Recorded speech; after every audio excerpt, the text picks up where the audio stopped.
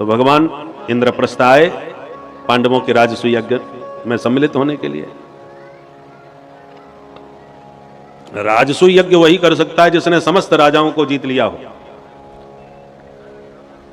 पांडवों ने कहा प्रभु सभी राजाओं ने हमें स्वीकृति दे दी कि आप राजसूय यज्ञ करें, पर ये जरासंध हमको स्वीकृति नहीं दे रहा, क्या करें? भगवान बोले भीम अर्जुन को हमारे साथ भेज दो, बाकी हम देखते हैं।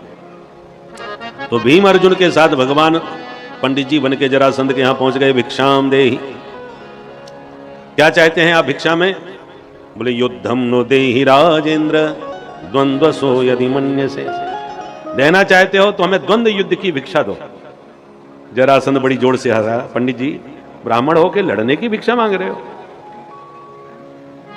भगवान बोले राजन नानन्न कांक्षिणा, हमको केवल भोजन करने वाली ब्राह्मण मत समझना, हम दो दो हाथ करना भी जानते हैं। तो पहले अपना परिचय दो। बोले असौ ब्रकोदर पार्थ तस्य भ्राता अर्जुनो ह्ययम्, ये तो ब्रकोदर भीम है और ये भीमसेन के छोटे भैया गांडीवधारी अर्जुन है। जरासंध ने कहा तुम ज्यादा बड़बड़ कर रहे हो, तुम कौन हो? बोले अनयो मातुलेयम, हम इन दोनों के मामा जी के लड़के हैं। जरासंध बोला तेरा कोई नाम नहीं है जो इनके मामा जी के लड़के का मैं हिसाब लगाता फिरूं, तेरा नाम क्या है? तब अंत में भगवान बोले कृष्णम जानी हते रिपुम, हमारे बहुत पुराने चिरशत्रु द्वारकाधीश कृष्ण हूं।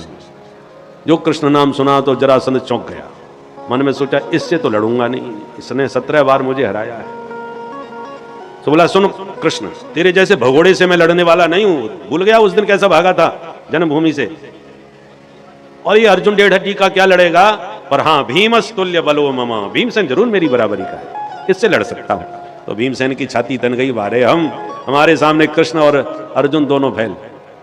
थोड़ी तारीफ कर दी उसने। तो भगवान समझ गए ठीक है इनकी अकड़ देखी जाएगी। जरासंध ने 2 गदाएं ला के रख दी, एक भीम ने उठाई तो दूसरी जरासंध ने, और दोनों में भिड़ंत हो गई।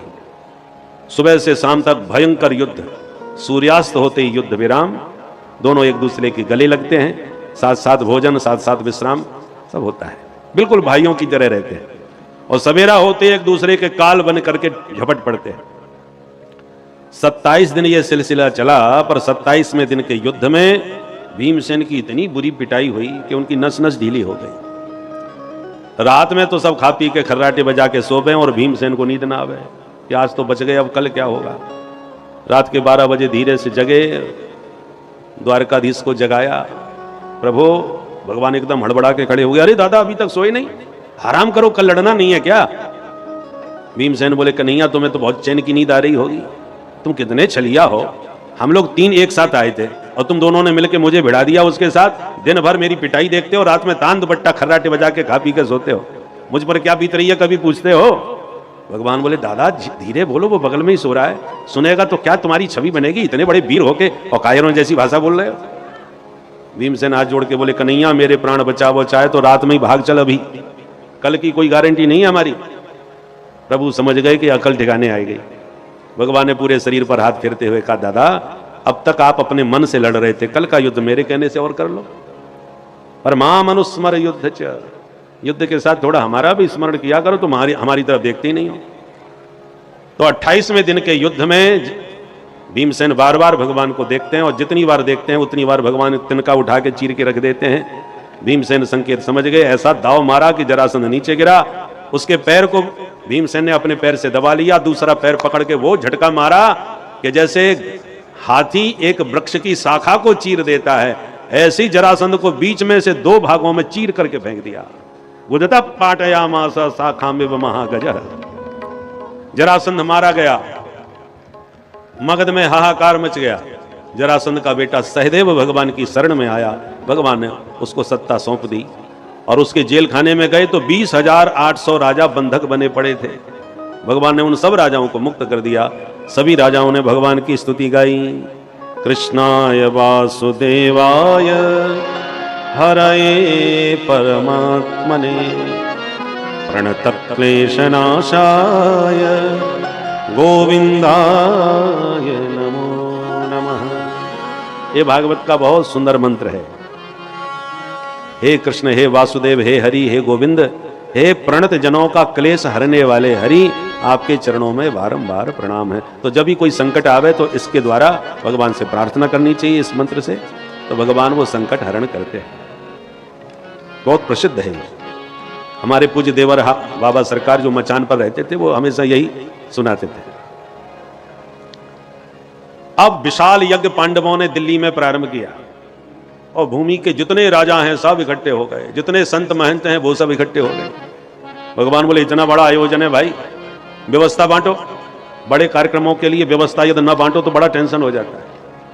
पानी पिलाने का काम तुम्हारा, आदि आदि बांट दोगे तो जिम्मेवारी जो लेगा वो संभालेगा।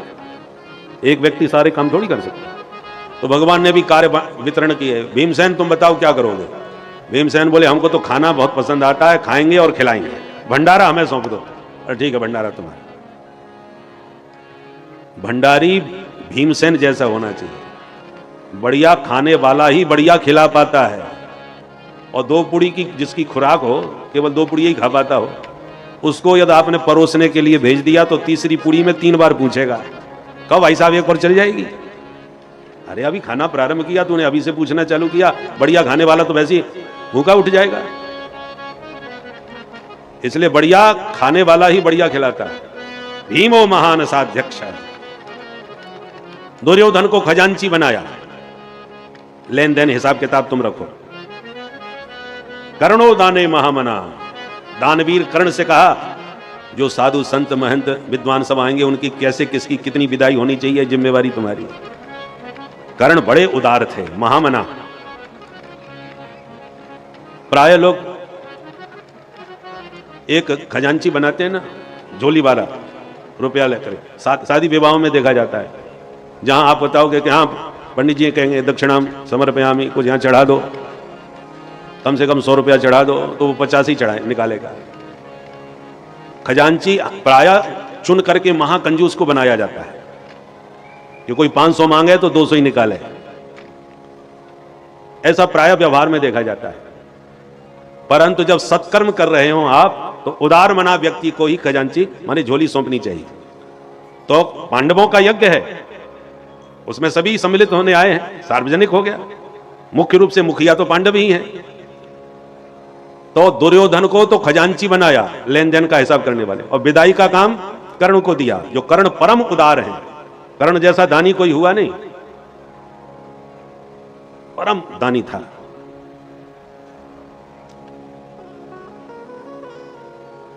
इंद्र के अंश से अर्जुन हुए हैं और सूर्य पुत्र कर्ण है।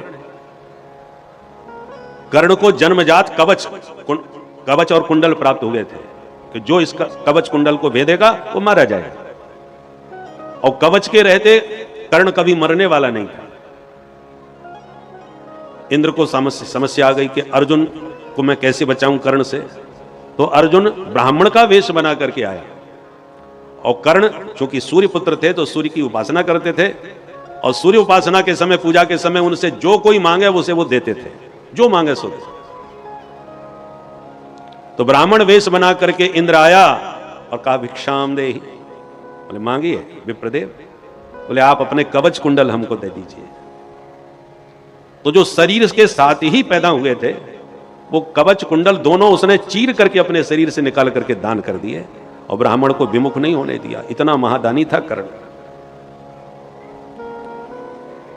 भगवान ने अर्जुन को दिखाया कर्ण की उदारता का दर्शन। जब कर्ण घायल हो गया था और पड़ा हुआ था, मरा नहीं था, उस अवस्था में भगवान एक विप्र वेश बना करके उसके पास आए। बोले राजन, गरीब ब्राह्मण हूं, कुछ हमें दान कर दो। कर्ण का नियम था कोई ब्राह्मण खाली हाथ मेरे यहां से नहीं लौट सकता, आया है तो कुछ ना कुछ दूंगा। अब चूंकि घायल है, कुछ बचा नहीं है, क्या दान करे, और ब्राह्मण खाली हाथ न चला जाए। तो उसके दांत में सोना लगा, एक सोने का दांत लोग लगवा लेते हैं। तो दांत में जो सोना लगा था, तुरंत एक पत्थर से जोड़ से मुंह मारा, दांत उखड़ के नीचे गिरा, और उसको धो करके साफ करके ब्राह्मण को वह सोना दान किया। खाली हाथ न जाने पावे, जो सोना था वही दांत का निकाल करके भगवान ही परीक्षा लेने आए थे उसको, उनको दिया। अर्जुन को भगवान ने दिखाया, अर्जुन देखो मरते मरते अपना व्रत नहीं तोड़ा, ऐसा परम महादानी दानवीर कर्ण है। तो ऐसे उदार मना को झोली सौंपनी चाहिए, ताकि कंजूसी ना दिखावे, कृपणता ना दिखावे। ये सारे काम भगवान ने सौंपे। और जो भी संत विद्वान साधु आएंगे, उन सबके पाद प्रक्षालन की सेवा भगवान ने स्वयं अपने हाथों में स्वीकार करी। कृष्णे पादा बने जने, पाद प्रक्षालन की सेवा इस यज्ञ में भगवान ने स्वयं स्वीकार करी। अब प्रश्न खड़ा हुआ, इतना बड़ा यज्ञ हो रहा है, बड़े बड़े महापुरुष आए हुए हैं, विभूतियां बैठी हैं, सबसे पहले पूजा किसकी की जाए, ये प्रश्न खड़ा हुआ। तो सहदेव ने खड़े होकर कहा, मेरी दृष्टि से तो भगवान द्वारकाधीश से बढ़कर कोई नहीं। पितामह भीष्म ने खड़े होकर कहा, बहुत सुंदर, मैं सहदेव के वचन का समर्थन करता हूं, अनुमोदन करता हूं। भीष्म बाबा ने अनुमोदन किया तो एक स्वर से करतल ध्वनि से प्रस्ताव पारित हो गया। सभी मिलकर के भगवान के स्वागत की सहमति दी। पांडवों ने ज्यों ही प्रथम सिंहासन पर द्वारकाधीश को बैठाया कि उसी सभा में बैठा था शिशुपाल, उसका मूड खराब हो गया। ये वही श्रीमान जी हैं कि हम दूल्हा बन के गए थे बारात लेके, और हमारी दुल्हन को लेके ये चले गए थे। उस दिन की बेइज्जती मैं कभी भूलूंगा नहीं, पर आज मेरा मौका है, मैं भी छोड़ूंगा नहीं। तिल मिला के शिशुपाल सभा में खड़ा हो गया और बोला, एकदम चिल्लाता हुआ बोला, ईशो दुरत्ययः काल इति सत्यवती श्रुति वृद्धानाम अपि यद बुद्धिर बाल वाक्येर विविद्यते। ये सहदेव बच्चा है और भीष्म बुढ़े हैं, बालक और बुढ़े दोनों की बुद्धि बराबर होती है। आप लोगों ने बिना विचार किए इस ग्वारिया को प्रथम पूजन का पात्र कैसे चुन लिया? भगवान को खूब भला बुरा शिशुपाल ने बोला। इस पर पांडव तलवार निकाल के मारने को खड़े हो गए, तो शिशुपाल के समर्थन में भी बहुत से राजा तलवारें तान के खड़े हो गए और बोले, नहीं नहीं, अभिव्यक्ति की आजादी मिलनी चाहिए। चेदी नरेश दमघोष के पुत्र शिशुपाल को भी अपनी बात कहने का पूरा हक है। भगवान को लगा ये तो विश्व युद्ध छिड़ने वाला है भाई। कुछ लोग मेरे पक्ष में खड़े हो जाएंगे तो कुछ शिशुपाल के समर्थन में खड़े हो जाएंगे, और जो बड़ी बड़ी हस्तियां यहां बैठी हैं सब में अभी महायुद्ध छिड़ जाएगा। क्या करें? तो भगवान ने अपने ही पक्षधर पांडवों से कहा, भैया आप लोग बैठ जाओ, ये कोई हम पराया नहीं है, हमारी बुआ का लड़का है शिशुपाल, इस नाते हमारा भाई है, तो हम भाई लोग आपस में निपटेंगे, बीच में कोई ना आवे।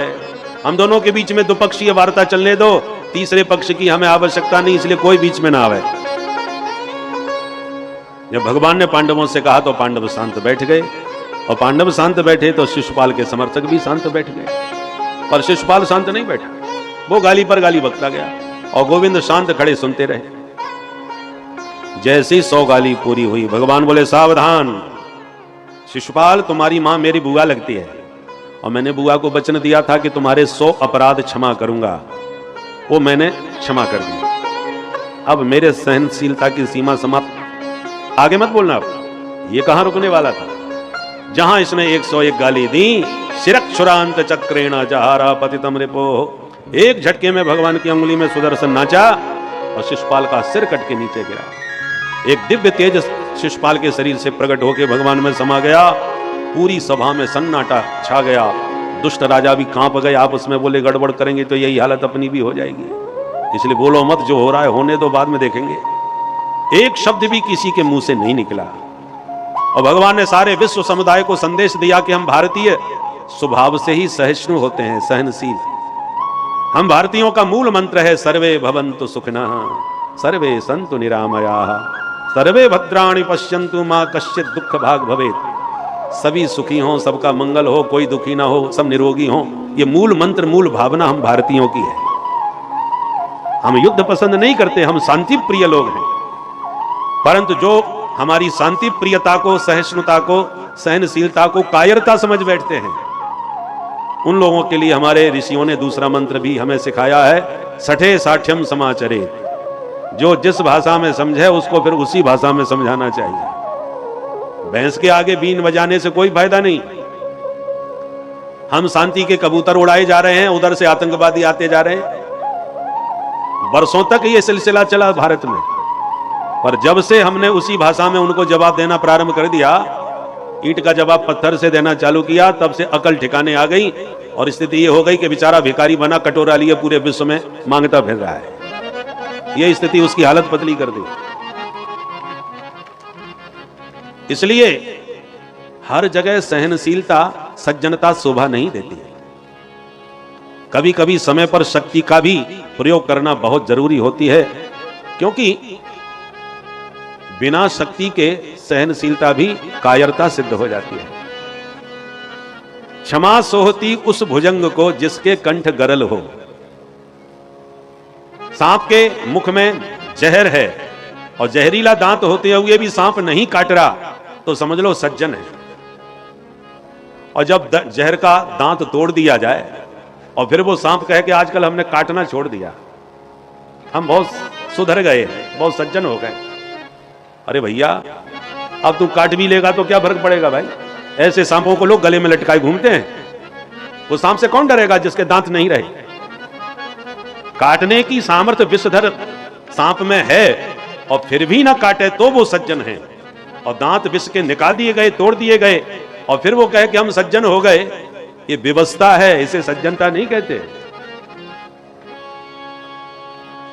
इसलिए सम्मान समाज में उसी को मिलता है जो शक्तिशाली होता है, और शक्ति विहीन व्यक्ति का कोई सम्मान समाज में नहीं होता।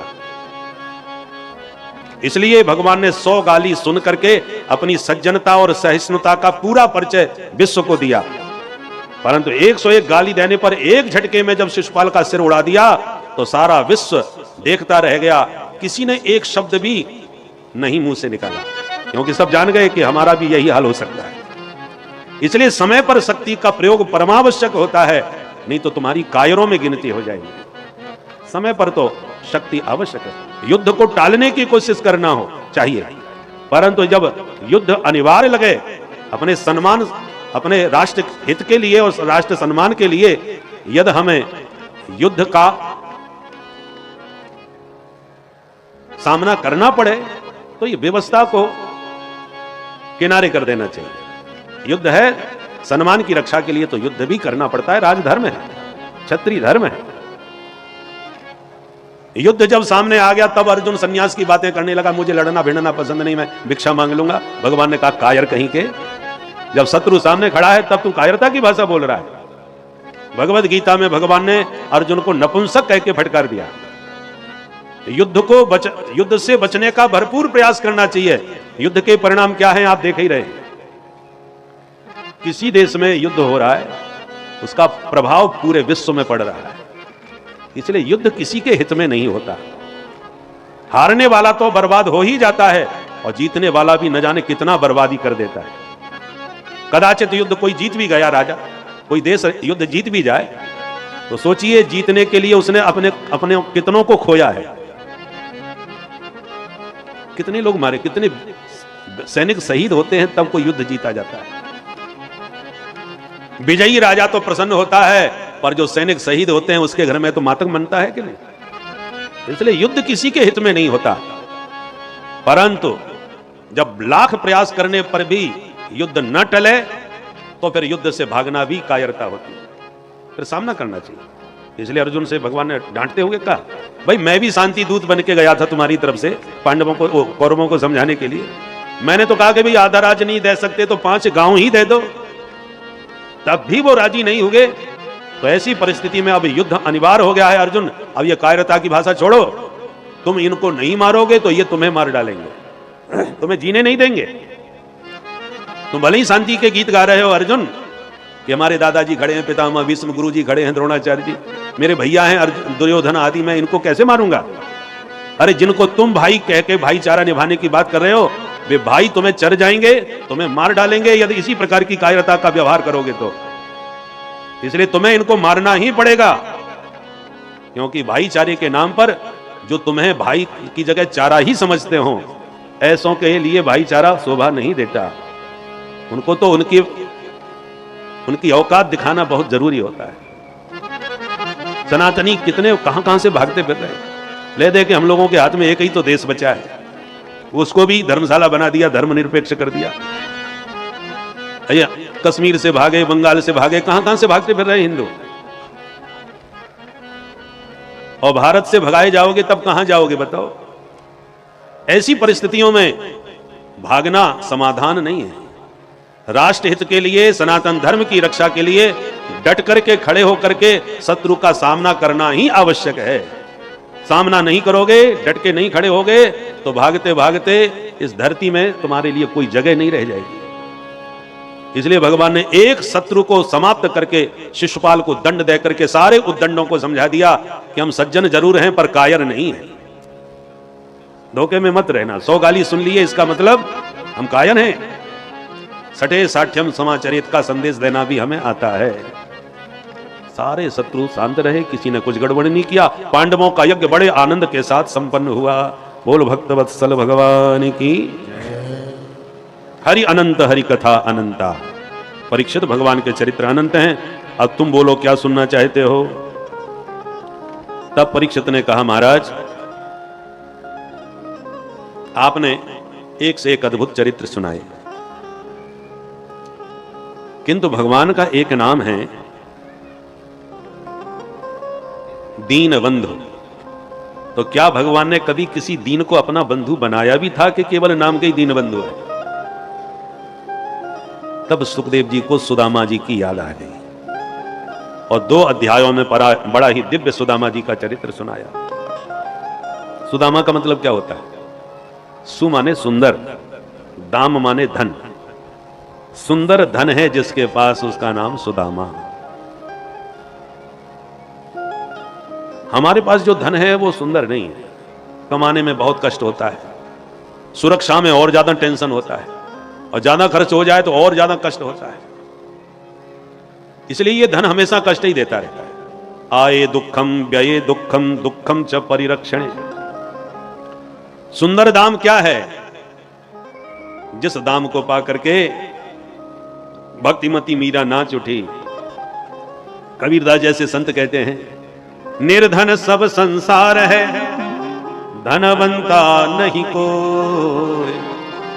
धनवंता सोई जानिए, जाके राम नाम धन हो। असली धनवान वह है जिसके पास राम नाम की पूंजी है। और उस पूंजी को पा करके भक्तिमती मीरा गा उठी, पायो जी माने राम रतन धन पायो। पायो जी माने राम रतन धन पायो। हमारे बीच में श्री सतीश सुखेजा जी, अध्यक्ष Vindhya chamber of commerce Satna से पधारे हैं, तथा साथ में श्री हरिओम गुप्ता जी महामंत्री, श्री प्रवीण सोनी जी पधारे हो गए हैं। हम उनका स्वागत करते हैं। पधारें और आइए मिलकर के इस राम नाम की पूंजी को प्रेम से संग्रह करें। राम रतन धन पायो, पायो जी माने राम रतन धन पायो। पायो जी माने राम रतन धन पायो। पायो जी माने राम रतन धन पायो।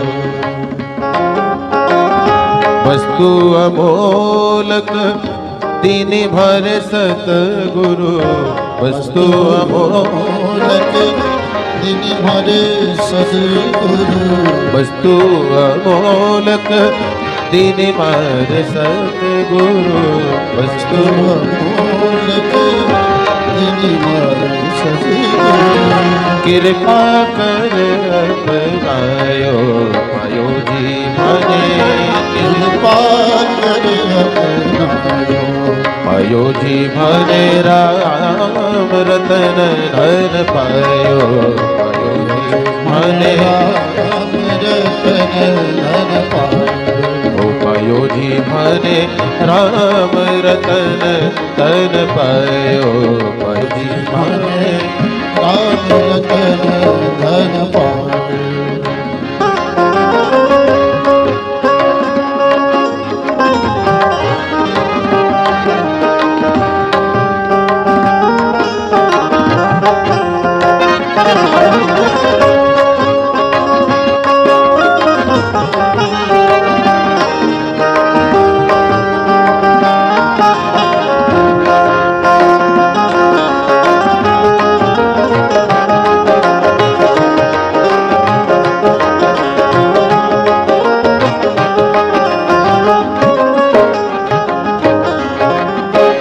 जन्म जन्म की पूंजी पाई, जन्म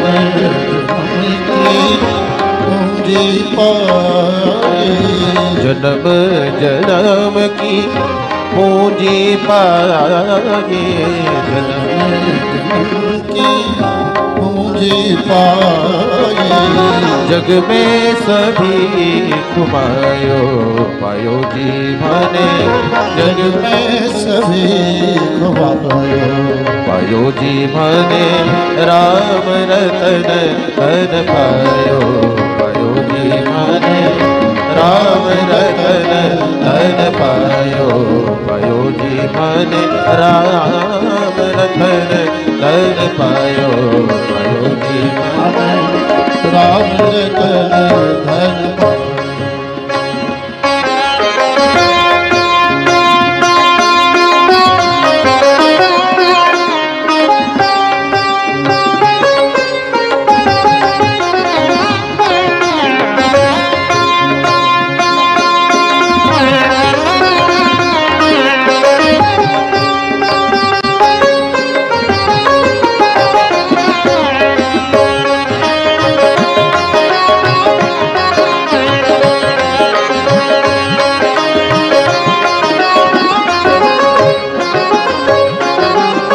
खर्चे न कोई चोर न लेवे, खर्चे न कोई चोर न लेवे, खर्चे न कोई चोर न लेवे, खर्चे न कोई चोर न लेवे, चोर न लेवे आए, चोर न लेवे, चोर न लेवे आए, चोर न लेवे, खर्चे न कोई चोर न लेवे, खर्चे न कोई चोर न लेवे।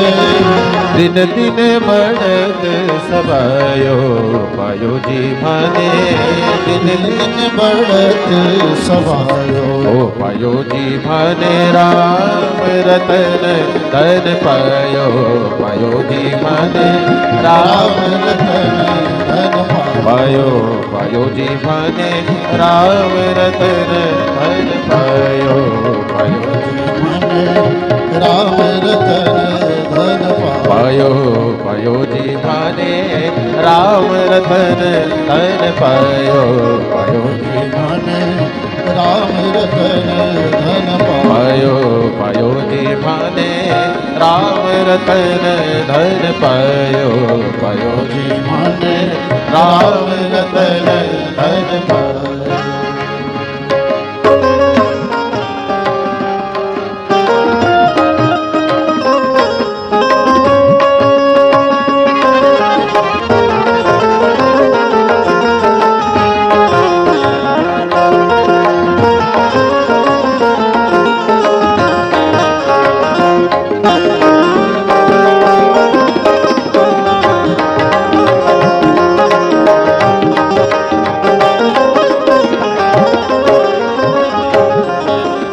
सत की नाम केवटिया सतगुरु, सत की नावे केवटिया सदगुरु, सत की नाम केवटिया सतगुरु, सत की नावे केवटिया सदगुरु, केवटिया सतगुरु, केवटिया सदगुरु, केवटिया सतगुरु, केवटिया सदगुरु, गुरु सत की नाम केवटिया सतगुरु, सत की नावे केवटिया सदगुरु।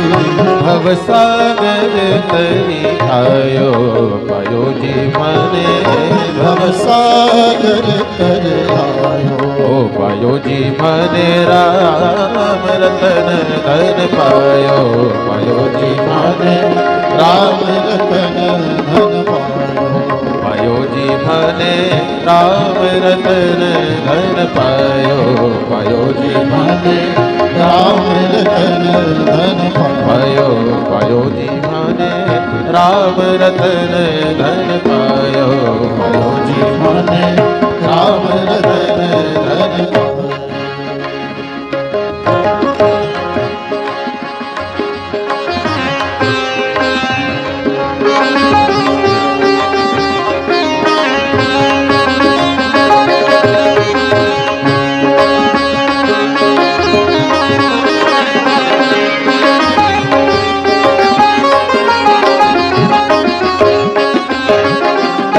मीरा के प्रभु गिरधर नागर राधे प्रभु गिरधर नागर।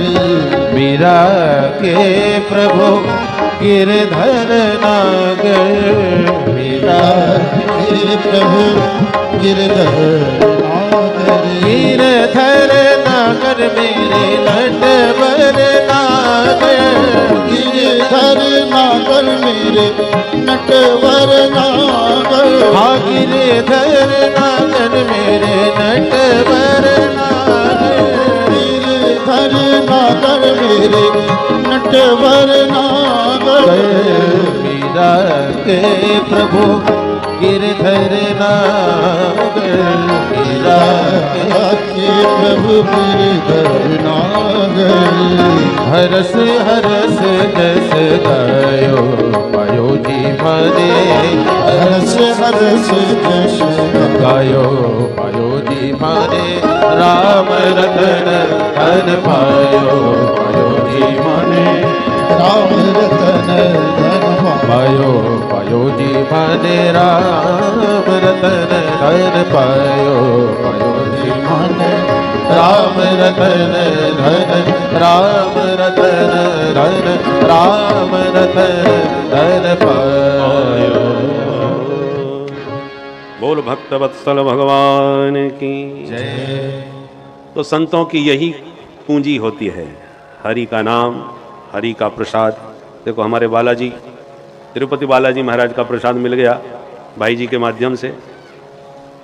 संतों की, महापुरुषों की असली पूंजी यही है, भगवन नाम, नाम रूप लीला धाम। यही संपदा साधु पुरुषों की होती है। तो सुदामा का मतलब क्या है? सुंदर दाम वाला। सुदामा जी महाराज का परिचय दिया। कृष्णस्यासीत् सखा कश्चित् ब्राह्मणो ब्रह्मवित्तमः विरक्त इंद्रियार्थेषु प्रशांतात्मा जितेन्द्रियः। सुदामा जी ब्राह्मण हैं, भगवान श्री कृष्ण के बहुत अंतरंग मित्र हैं। इंद्रियों के विषयों से एकदम विरक्त रहने वाले हैं, प्रशांत आत्मा हैं, परम जितेंद्रिय हैं। परंतु इनकी पत्नी बेचारी दरिद्र है। नाम है देवी सुशीला। सुशीला को दरिद्र क्यों कह दिया भाई? पति को तो इतने बढ़िया बढ़िया विशेषण दिए और पत्नी को दरिद्र कह दिया। अरे पति की डिग्री पत्नी को अपने आप मिल जाती है। पति डॉक्टर बन जाए तो पत्नी डॉक्टर नहीं कहलाने लगती है। पतिदेव पंडित जी हैं तो देवी पंडितानी बन जाती है, भले पढ़ी लिखी ना हो। पतिदेव मास्टर हैं तो वो मास्टर नहीं कहलाती है। होता है कि नहीं? व्यवहार में ग्रामीण अंचलों में तो विशेष ऐसे ही बोला जाता है, मास्टर की मास्टरनी, डॉक्टर की डॉक्टरनी, हैं, पंडित की पंडितानी, ठाकुर की ठकुरानी। और किसी का पति डाकिया हो तो डाकिया की पत्नी को क्या कहेंगे? बोलो राधे राधे। जो भी कहते हो आप जानो, परंतु पति की डिग्री से पत्नी को जरूर बुलाया जाता है। तो सुदामा जी इतने बड़े संत थे, सदगृहस्थ, तो फिर पत्नी को दरिद्र क्यों कह दिया सुखदेव जी ने? क्योंकि सुखदेव जी की दृष्टि में दरिद्रता की परिभाषा क्या है? दरिद्रो यस्व संतुष्टः, जो अपने जीवन में असंतुष्ट रहता हो वही दरिद्री है। सुदामा जी तो परम संतोषी ब्राह्मण हैं, पर सुशीला के मन में धन की ललक बनी रहती है, इसलिए सुशीला को दरिद्र कहा। एक दिन सुशीला जी ने पूछ दिया अपने पतिदेव से, ननु ब्रह्मन् भगवतः सखा साक्षात् श्रियः पति ब्रह्मण्यस्य शरण्यस्य भगवान सात्वतर्षभ। स्वामी, मैंने ऐसा सुना है कि द्वारकानाथ श्री कृष्ण आपके मित्र हैं, क्या यह सच है? सुदामा जी चौंके। हरि ब्राह्मणी, किसने बताया तुझे? बोले महाराज, एक महात्मा आए थे भिक्षा लेने, घर में कुछ था ही नहीं, मैं क्या देती। मैंने हाथ जोड़ लिए, महाराज मैं आपकी कोई सेवा नहीं कर पाऊंगी। तो उन्होंने कहा ये तो सुदामा का घर है। मैंने कहा जी हाँ। तो क्या आप जानते हैं मेरे स्वामी को? तब उन्होंने कहा कि मैं तब से जानता हूं जब से वो द्वारकाधीश कृष्ण के साथ पढ़ते थे उज्जैन में। मैं तो सुन के हैरान हो गई, मेरे स्वामी जी द्वारकाधीश कृष्ण के साथ पढ़े हैं। इसलिए मैं पूछ रही हूं, क्या वो महात्मा सही कह रहे थे? तो सुदामा जी हंस के बोले, हाँ देवी, बात तो बिल्कुल सही है। सुन के सुशीला के होश उड़ गए। अब जरा सोचिए कैसा स्वभाव रहा होगा सुदामा जी का। भगवान साक्षात द्वारकानाथ, जिनके मित्र सहपाठी, और उनकी पत्नी को भी नहीं मालूम, कभी किसी से चर्चा करते नहीं। हमारे मित्र तो दरोगा जी भी हों तो 10 बार लोगों को बता देंगे, दरोगा जी अपना ही मित्र है, कोई काम हो तो बताना। और कहीं मुख्यमंत्री जी से हाथ मिलाते फोटो खिंच जाएं, फिर तो फेसबुक में ही छा जाते हैं, देखो हमारा अच्छा परिचय है। और भगवान जिनके मित्र हैं और उन्होंने पत्नी तक को नहीं बताया, इसी से जान लीजिए सुदामा जी कितने आत्मनिष्ठ महात्मा हैं। सुशीला ने कहा, यदि आपकी बात सत्य है और वो आपके मित्र हैं तो मेरी प्रार्थना एक बार उनसे मिले आओ, उनके दर्शन करे आओ। कभी उनकी याद नहीं आती क्या आपको? कैसे मित्र हो जो कभी मिलने ही नहीं जाते? सुदामा जी के मन में उमंग उठी कि बहुत दिनों की सोच रहा था कि जाके कभी मिलूं, पर हिम्मत नहीं पड़ रही थी। आज ब्राह्मणी स्वयं कह रही है तो मौका बहुत बढ़िया है मिलने का। ठीक है ब्राह्मणी, तुम कहोगी तो मिलाएंगे, पर खाली हाथ तो बिल्कुल नहीं जाएंगे। जाएंगे तो कुछ हाथ में लेके उपहार तो होना चाहिए ना। घर में कुछ है ही नहीं, क्या लेके जाऊं? सुशीला बोली, चिंता न करो, व्यवस्था मैं बनाऊंगी। या चित्वा चतुरो मुष्टीन विप्रान पृथुक तंडुलान शैलखंडेन तान बद्ध्वा भरत्रे प्रादादुपायनम। 4 घरों में जाकर सुशीला एक एक मुट्ठी चावल मांग लाई और हजारों छिद्रों से युक्त एक फटी पुरानी धोती थी, उसी को सिल करके जोड़ करके छिद्रों को छुपा करके उस वस्त्रों से चैल खंडेन तान बद्ध्वा, उन कपड़ों को जोड़ करके 4 मुट्ठी चावल की पोटली बांध दी, स्वामी जी को सौंप दी और कहा, महाराज यही तुच्छ भेंट देना और उपहार देते समय मेरा एक संदेश कह देना। कौन सा? 1 मास 2 पाख में 2 एकादशी होए, सो प्रभु दीन दयाल ने नित्य प्रतिदीन ही मोहे। हे दीन दयालु, आपके सभी भक्त महीने में 2 बार एकादशी का व्रत करते हैं, पर मेरे ऊपर आपकी ऐसी कृपा बरस रही है सरकार कि हमारे घर में तो 12 मास एकादशी बनी रहती है। जिस दिन खाने को कुछ नहीं दिखता तो हम समझ लेते हैं कि आज एकादशी है। कभी इस घर में द्वादशी भी आएगी क्या? बस इतना कह देना। सुदामा जी ने कहा, ठीक है देवी, तेरी बात भी कह दूंगा। बगल में पोटली दबाए सुदामा जी चल दिए। मन में एक ही विचार, अयम ही परमो लाभ उत्तम श्लोक दर्शनम। ब्राह्मणी का उद्देश्य जो भी हो, पर मेरा तो एक ही परम लाभ है, बरसों बाद द्वारकानाथ के दर्शन होंगे। भाव में भरे सुदामा जी चल दिए। चलते चलते थक गए, वृक्ष की छांव में सो गए। भगवान ने ऐसी लीला करी कि उठा के द्वारकापुरी में ही सुला दिया। निद्रा भंग हुई तो राहगीरों से पूछने लगे, भैया जी यहां से द्वारका कितनी दूर होगी? राहगीर मुस्कुराए, अरे बाबा आप द्वारकापुरी में ही खड़े हो, देखो ना द्वारकापुरी के ऊंचे ऊंचे महल। ओहो, यही द्वारका है? तो ये बताओ भैया, मेरा कन्हैया यहाँ कहाँ मिलेगा? बोले, कन्हैया कौन है बाबा? उनका कोई पता ठिकाना मालूम है? सेक्टर नंबर, गली नंबर, मोहल्ले का नाम, मकान नंबर कुछ याद है? सुदामा जी बोले, ये सब मुझे कछु ना मालूम, मैंने तो ऐसी सुन रहा कि ये वो द्वारका को राजा है। द्वारका को राजा? हाँ देख भाई, मेरे बचपन को मित्र है तो लाड़ प्यार से मैं बातें कन्हैया बोलूं, वैसे नाम बाको पूरा कृष्ण है। जो कृष्ण नाम सुना तो सभी राहगीर मुंह ताकने लगे सुदामा जी का। अरे महाराज आप किसका नाम ले रहे हो? वो हमारे राजाधिराज हैं, वो हमारे भगवान हैं, मालिक हैं। उनका नाम कोई ऐसे लेता है क्या? अरे महाराज उनका नाम बड़े आदर से लेना चाहिए। श्री श्री 1008 श्री महाराजाधिराज गोविप्र प्रतिपालक भगवान द्वारकानाथ श्री कृष्णचंद्र जी महाराज, ऐसे बोलिए। सुदामा जी तो घबरा गए, भैया तेने तो बड़ो लंबो चौड़ो नाम सुनाई दियो। अच्छा ये बताओ, अब वो तुम्हारे वो भगवान मिलेंगे कहाँ? राहगीर बोला बाबा ये चले जाइए, जितने भी पंक्तिबद्ध आपको भव्य महल दिख रहे हैं सब हमारे सरकार के, हजारों महल हैं उनके, और ब्राह्मणों के बड़े भक्त हैं हमारे सरकार, इसलिए आप संकोच मत करना, जाओ प्रेम से मिलो।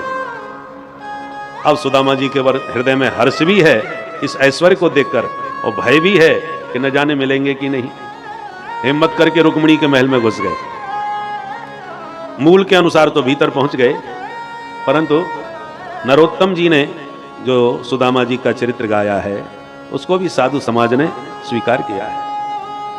द्वारपालों ने निवेदन किया, भगवान आपका कहां से आगमन हुआ है? सुदामा जी ने कहा भैया अपने मालिक से बस इतना बताए दो कि तुम्हारे बचपन के मित्र ब्राह्मण सुदामा मिलवे क्यों आए हैं, वो मिलना चाहेंगे तो मिल लेंगे, नहीं चल देंगे। आप मित्र हो हमारी सरकार के, विराजो महाराज, हम अभी सूचना देते हैं। आश्चर्यचकित द्वारपाल भीतर गया, प्रभु को प्रणाम करके बोला सरकार इस दास को इस दरबार की सेवा करते बहुत वर्ष बीत गए, पर जो विभूति आज दरवाजे पर खड़ी है ऐसी विभूति पहले कभी देखने को नहीं मिली इस दरबार में। ऐसा कौन है भाई? परिचय दिया। शेष पगान झगा तन में प्रभु जाने को आहे बसे के ही ग्रामा, धोती फटी सिलटी दुपटी और पाए उपान की नहीं श्यामा। द्वार खड़ो तुझ दुर्बल देख रहो चक सो वसुधा अभिरामा, पूछत दीन दयाल प्रधान बतावत आपनो नाम सुदामा। जो सुदामा नाम प्रभु के कान में पड़ा, द्वारका नाथ सिंहासन से कूद पड़े और इतने वेग से दौड़े कि पादुका पहनना भूल गए, शरीर की सुध बुध नहीं रही, सभा में हड़कंप मच गया। द्वारपाल घबरा गया कि ये कौन आ गया भाई, जिसका नाम सुन के हमारे महाराज ऐसे उतावले होकर के भाग रहे हैं। सभासदों को लगा कोई बहुत बड़ी महान हस्ती आज आने वाली है, इसलिए सरकार उसकी अगवानी के लिए स्वयं भाग के गए। अरे बड़े बड़े महापुरुष आते हैं, सरकार हमको भेजते हैं, पर आज स्वयं गए हैं उसके स्वागत में, इसलिए चलो हम लोग भी स्वागत की तैयारी करें। सारी सभा स्वागत के लिए सावधान खड़ी हो गई, और उधर सुदामा जी किंग कर्तव्य विमूढ़ अनेक संकल्प विकल्पों में खोए खड़े हैं। दौड़ते हुए द्वारकानाथ ने जैसे ही दूर से दर्शन किए, भाग करके तुरंत सुदामा जी को प्रभु ने उठा के हृदय से लगा लिया। बोल दीन बंधु भगवान की जय। दोनों मित्र एक दूसरे के कंठ लग करके इतने आनंद मग्न हो गए कि दोनों का कंठ अवरुद्ध हो गया, शरीर शिथिल हो गया, रोमांच कंटकित देह हो गया।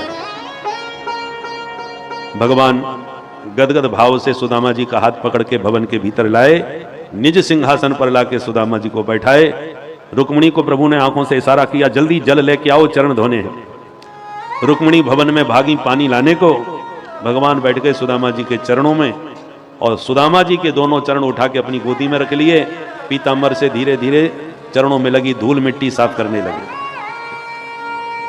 चरणों के तलवे पर धीरे धीरे हाथ फेरा तो पता चला अनगिनत कांटे चुभे हुए हैं। सुदामा जी को उन कांटों का भान ही नहीं। भगवान एक एक करके कांटा निकालने लगे। कांटा निकलता है तो साथ में रक्त निकल पड़ता है। ऐसे रक्त रंजित सुदामा जी के चरणों को देखकर द्वारकानाथ इतने द्रवित हो गए कि जब तक रुक्मिणी जल लेके भीतर भवन से आती, तब तक द्वारकानाथ के दोनों नयनों से इतना नीर बहा कि प्रभु ने अपने नेत्र जल से ही सुदामा जी के दोनों चरण पूरी तरह धो डाले। बोल दीन बंधु भगवान की जय। ऐसे बेहाल विवाइन सो पग कंटक जाल लगे पुनि जो, हाय महा दुख पायो सखा, तुम आए इते न किते दिन खोए। देख सुदामा की दीन दशा, करुणा करके करुणा निधि धोए। पान परात को हाथ छुओ नहीं, नैनन के जल सो पग धोए। प्रीतो विमुंचयन बिंदु नेत्राभ्याम पुष्करेक्षण। रुक्मिणी जल लेके आ गई, पर जल का काम पूरा हो चुका था। खड़ी खड़ी रुक्मिणी मन में सोचने लगी, किम अनेन कृतम पुण्यम अवधूतेन भिक्षुणा। देखने में तो ये भिक्षुक अवधूत है, पर अपने जीवन में इसने क्या पुण्य किया होगा जो इतना बड़ा सौभाग्य सरकार इसको दे रहे है। जिस दीनहीन को संसार में कोई देखना नहीं चाहता, उस दीन को दीन बंधु देख ही नहीं रहे, बल्कि अपने द्रगों के जल से उसका पाद प्रक्षालन कर रहे हैं। सारा संसार सौभाग्य की सराहना कर रहा है सुदामा जी के। भगवान ने देखा सुदामा जी सहमे हुए सकुचे हुए बैठे हैं, तो भगवान ने हाथ पकड़ के कहा, मित्र अंतःपुर में चल के थोड़ा आराम कर लो। और रुक्मिणी को चरणोदक देते हुए कहा, देवी इस पवित्र जल से आज मैं भी पवित्र हो गया, जाओ पूरे घर आंगन को पवित्र कर दो। और रुक्मिणी वो चरणोदक लेके भवन के भीतर गई। भगवान हाथ पकड़ के सुदामा जी को भीतर लाए, स्नान कराए, नए वस्त्र पहनाए, भोजन पवाए, अपनी निज सैया पर लाके सुलाए। गोविंद ने स्वयं चरण दबाए। रुक्मिणी ने देखा कि मालिक चरण सेवा कर रहे हैं, तो वो भी पंखा लेके आ गई और धीरे धीरे हवा करने लगी। कौन कहेगा सुदामा दरिद्र है? साक्षात लक्ष्मी पंखा झल रही है और लक्ष्मी पति चरण दबा रहे हैं। दुनिया में उससे बड़ा धनवान कौन हो सकता है? बोल दीनबंधु भगवान की। प्रभु को लगा इतनी देर हो गई पर मित्र कुछ बोल नहीं रहे, तो भगवान ने प्रश्न कर दिया, अपि ब्रह्मण गुरुकुलात् भवता लब्ध दक्षिणात् समावृत्तेन धर्मज्ञ भार्योढ़ा सदृशीनवा। भगवान बोले, मित्र सुदामा बहुत दिनों के बाद दर्शन हो गए हैं, पहले मुझे ये बताओ तुमने विवाह किया कि नहीं? तुम्हारे अनुकूल कोई पत्नी प्राप्त हुई तुम्हें? इस प्रश्न को सुनकर के सुदामा जी मुस्कुरा के भगवान को इशारा किए, भैया कन्हैया या के अतिरिक्त पूछवे की और कोई बात ना है, मेरे विवाह की बहुत चिंता है तो क्यों? भगवान बोले, मित्र तुम बचपन से ही बाबा बैरागियों की बातें बहुत ज्यादा करते थे, कहीं तो बाबा जी ही तो ना बन गए, इसलिए पूछ रहे। भगवान सुदामा जी बोले, कन्हैया भाई विवाह तो है गयो, तेरी भाभी को नाम है सुशीला, जैसो नाम वैसो ही काम, बहुत शील स्वभाव की है, सो जीवन की गाड़ी चल रही है। तू बता कन्हैया तेरो विवाह भयो कि ना है? भगवान बोले, मित्र मेरी मत पूछो, आप मेरे घर में ही बैठे हो, सब बता देंगे बाद में, पर पहले आप बताओ आपने चुपचाप अकेले अकेले विवाह कैसे कर लियो, हमें सूचना तक ना भेजी। सुदामा जी बोले, रहने कन्हैया तो क्यों बुलावो, कोई हंसी खेल है, आज हमारे बड़े भाग हैं जो तेरे दर्शन मिल गए। भगवान बोले, ऐसी बातें मत करो, बुलाए होते तो हम जरूर आते। अच्छा ये बताओ भाभी जी से कब हमारी चर्चा करी? सुदामा जी बोले, सांची कहूं तो तेरी भाभी नहीं भेजो है। भगवान बोले, अच्छा तो भाभी के भेजवेते आयो, तब तो भाभी जी ने मेरे ताई कछू ना कछू तो जरूर भेजो हो। अब सुदामा जी की धड़कन तेज भई, ये इतना बड़ो राजा महाराजा और मेरे पास 4 घर के मांगे भाई टूटे फूटे चावल, मैं याकू कैसे बताऊं? तो बगल में पोटली दबाई ली, छुपा ली और हाथ जोड़ के बोले, अरे कन्हैया भैया हम कहाँ ला सकें तेरे ताई? भगवान बोले, ऐसी बातें मत करो, लाए हो तो दो, नहीं मना कर दो। सुदामा जी बोले, मना कर तो रहे, हम कछू ना लाए भाई। भगवान हंस करके बोले, मित्र तुम्हारी पुरानी आदतें अभी ठीक ना भाई। मतलब? बोले, याद है जब हम दोनों भैया एक बार जंगल में लकड़ी बीनने गए थे? हाँ कन्हैया याद आ गई भैया। अरे वादना कितना भयंकर पानी बरसो, पूरा जंगल पानी से भर गए, हम तो रास्ता भटक गए, एक दूसरे का हाथ पकड़ के जंगल में एक वृक्ष के नीचे पूरी रात बिताई। भगवान बोले, सब कुछ याद है, तब तो ये भी याद होगा मित्र सुदामा, उस दिन रात भर तुम्हारे दांत कितनी जोर से कटकटाते रहे सर्दी में। सुदामा जी समझ गए ये तो कोई पोल पट्टी घोल बेवारो है हमारी, तो तुरंत प्रसंग बदल दिया। अरे कन्हैया छोड़ इन बातन को, वो विद्यार्थी जीवन के आनंद ही कछु और हो।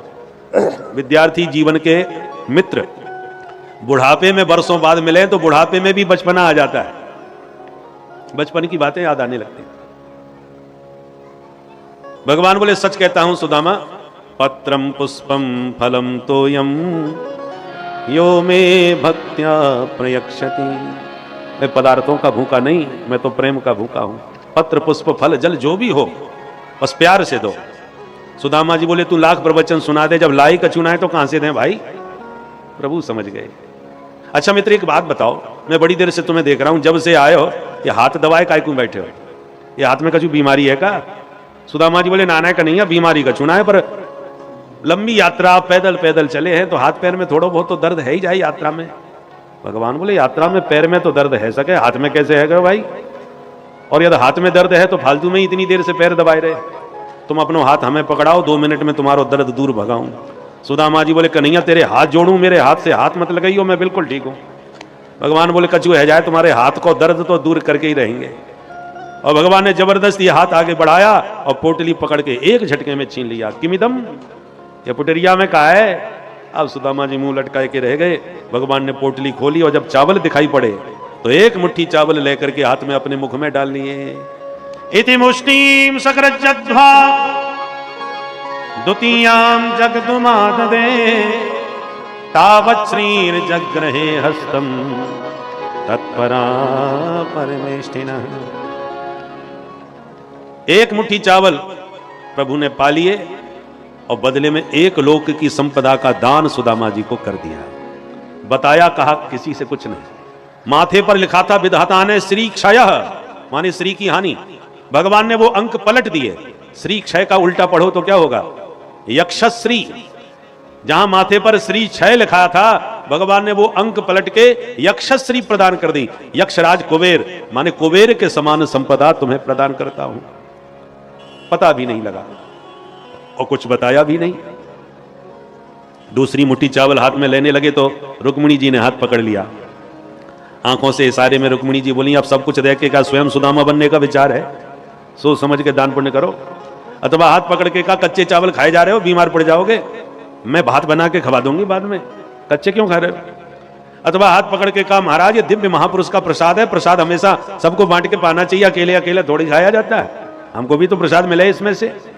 भगवान बोले तो ठीक है देवी ले जाओ। वह पोटली लेके रुक्मिणी भीतर भवन में प्रसाद बांटने चली गई। एकांत पाकर भगवान बोले मित्र बता नहीं सकता कितना स्वाद आया। अच्छा एक बात बताओ, भाभी जी ने जब ये प्रसाद मेरे लिए दिया तो कुछ संदेश भी तो दिया होगा। सुदामा जी बोले एक बात कही, क्या? सुना दिया। 1 मास 2 पाख में 2 एकादशी हो, सो प्रभु दीन दयाल ने नित्य प्रतिदिन ही मोहे। संदेश सुन के भगवान के नेत्र सजल हो गए। जवाब मौन रूप से चुपचाप भेज दिया। होनी थी सो भय गई, फिर नहीं ऐसी होए, भाभी तेरे भवन में नित्य द्वादशी हो। बोल दीन बंधु भगवान की। अब एकादशी नहीं करनी पड़ेगी, सदा तुम्हारे घर में द्वादशी बनी रहेगी। मौन रूप से भगवान ने उत्तर भिजवा दिया भाभी जी को। अब माताएं अपने अपने भाव समर्पित कर रही हैं विविध वस्तुओं से, तो कथा में बाधा पड़ेगी, इसलिए हम एक कीर्तन कर लेते हैं। आपको जिसको चढ़ाना है एक बार में चढ़ा दो, नहीं तो एक एक करके आएंगे तो हमारा भी ध्यान भंग होगा और कथा की धारा भी टूटेगी। इसलिए जो माताएं जो भी कुछ चढ़ाना चाहें इसी समय आके 5 मिनट में चढ़ा दें। तब तक हम लोग एक कीर्तन करते हैं और सब मिल के भाव के साथ गाते हैं। हमारे बीच में आए हैं श्री सुभाष शर्मा जी डोली जी, प्रत्याशी विधानसभा, और अमित सोनी जी, कैलाश सोनी जी तथा राम बेटा कुशवाहा जी जिला संघ चालक, तथा डॉक्टर सीता शरण गौतम जी व्याख्याता ग्रामोदय, अभय महाजन जी संगठन सचिव जी, जो भी महापुरुष आए हैं उन सबका अभिनंदन करते हैं, स्वागत करते हैं। और आइए मिलकर के अब आप भी सुदामा जी की तरह अपने मन को द्वारकाधीश के दरबार में लेके चले।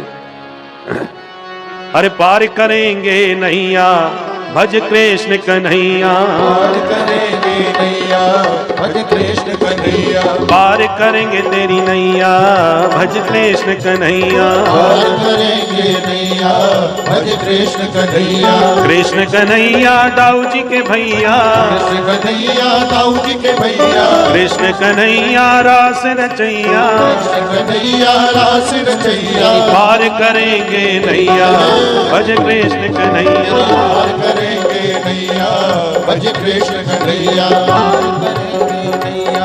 भज कृष्ण कन्हैया, पार करेंगे नैया भज कृष्ण कन्हैया। जय हो।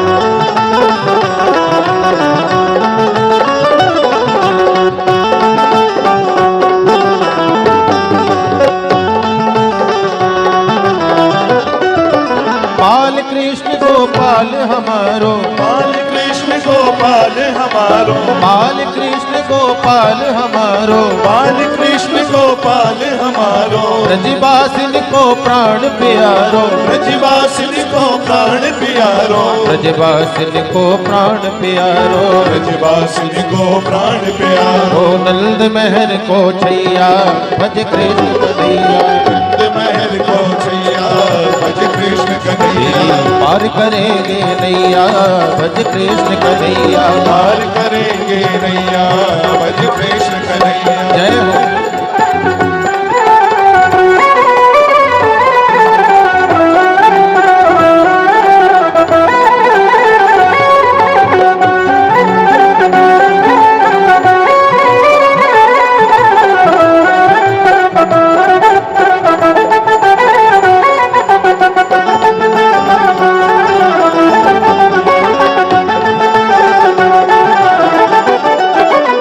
बाल बाल संग धेनु चरावे, बाल बाल संग धेनु चरावे, लूट लूट दधी माखन खावे, लूट लूट दधी माखन खावे, बाल बाल संग धेनु चरावे, बाल बाल संग धेनु चरावे, लूट लूट दधी माखन खावे, लूट लूट दधी माखन खावे, ओ माखन चोर कन्हैया भज कृष्ण कन्हैया, माखन चोर कन्हैया भज कृष्ण तेरी कन्हैया, पार करेंगे नैया भज कृष्ण कन्हैया, पार करेंगे नैया भज कृष्ण कन्हैया, तेरी पार करेंगे नैया भज कृष्ण कन्हैया, पार करेंगे नैया भज कृष्ण कन्हैया। जय हो।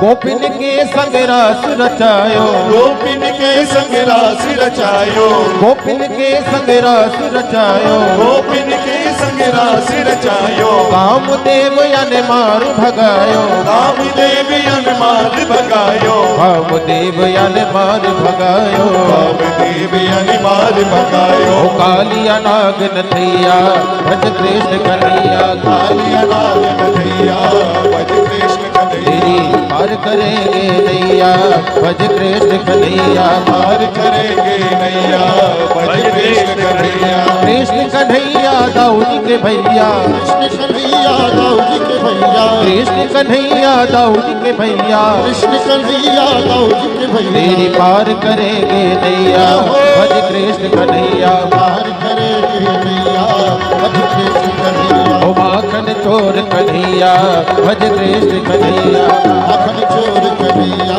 भज कृष्ण कन्हैया, जो नंद महर को छैया भज कृष्ण कन्हैया, नंद महल को छैया भज कृष्ण कन्हैया, भज कृष्ण कन्हैया, भज कृष्ण भज कृष्ण कन्हैया। बोल दीन बंधु भगवान की। भगवान ने सुदामा जी को अद्भुत सम्मान दिया और बिना कुछ बताए सब कुछ दे दिया। सुदामा जी को कुछ भी पता नहीं चला। रात्रि सुदामा जी ने विश्राम किया और दूसरे दिन सवेरा होते सुदामा जी चल पड़े। भगवान ने एक बार को भी नहीं कहा कि आज और रुक जाते भैया।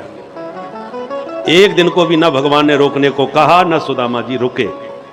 जैसे ही सुदामा जी बोले लाला अब चलेंगे, तेरी भाभी राह देख रही है, तो भगवान बोले जैसी आपकी मर्जी, तुरंत विदा कर दिया। और जाते जाते सुदामा जी रास्ते में सोचने लगे भैया स्वागत सत्कार तो बड़ो जोरदार की हो, पर लेवे देवे वाली बात कछु ना करी। जैसे गए वैसे ही वापस हो लिए। और ब्राह्मणी तो तकी बैठी होगी कि देखे मेरे ताई कहा माल पानी लेके आ रहे। भाई हमें तो दर्शन की इच्छा थी सो पूरी है गई।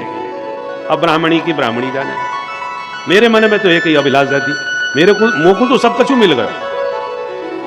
क्वाहं दरिद्रः पापीया व कृष्णः श्रीनिकेतनः ब्रह्म बंधुरते स्माहम बाहुभ्याम परिरम्भिता। मेरे जैसे दीनहीन मलिन ब्राह्मण को दौड़ के द्वारकानाथ ने हृदय से लगाया, बड़े भाई से भी बड़ा आदर दिया। इससे बड़ी संपत्ति मुझे और क्या चाहिए। धन नहीं दिया, उसका एक ही कारण समझ में आया कि जन्म के दरिद्री को एक साथ संपत्ति मिल जाए तो उसकी बुद्धि बौराते देर नहीं लगती। सबसे ज्यादा गड़बड़ी बुद्धि में धन से ही आती है। बोतल का नशा तो रात भर में उतर जाता है और सवेरे फिर नॉर्मल हो जाता है, पर जो संपत्ति का नशा है वो हमेशा सिर चढ़ा रहता है, उसकी गर्मी कभी नहीं उतरती। तो प्रभु ने विचार किया ये जन्म का दरिद्री ब्राह्मण है, सम्मान दे दिया इतना ही बहुत है, संपत्ति और दे दूंगा तो बुद्धि खराब हो जाएगी, फिर भजन कुछ नहीं करेगा। इसलिए धनम में भूरि ना ददात, प्रभु ने इसलिए मुझे धन बहुत नहीं दिया।